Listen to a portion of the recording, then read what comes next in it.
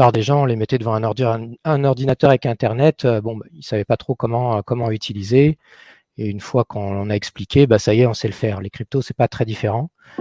Mais on en est à cette phase-là, quoi. Aujourd'hui, Internet, au début, c'était pas simple, c'est pas facile. Ça demandait un minimum de formation. On en est à cet état-là. Mais il y a quand même, voilà, c'est clairement le but ultime qu'on voit partout dans ce secteur, c'est ce qu'ils visent tous ces inventeurs-là.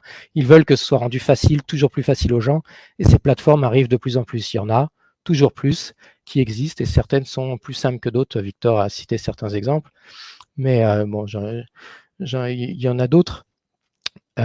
Après, juste pour revenir sur le point, quand tu disais si on veut, voilà, le faire sans déclarer son identité, etc., c'est tout à fait faisable. Tout dépend des sommes qu'on met.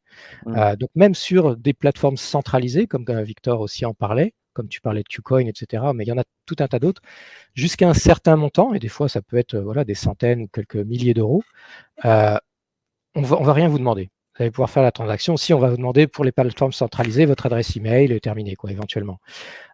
Mais par contre, il y a quand même des plateformes qui existent où, avec certains montants, et même si ça passe par un intermédiaire, tant que vous ne dépassez pas un certain montant, qui va être de l'ordre des centaines ou milliers d'euros, on ne vous demandera rien. Vous pourrez le faire de manière tranquille, même avec votre carte bancaire. Donc votre carte bancaire sera utilisée, mais vous n'avez pas à tout déclarer, votre identité, etc.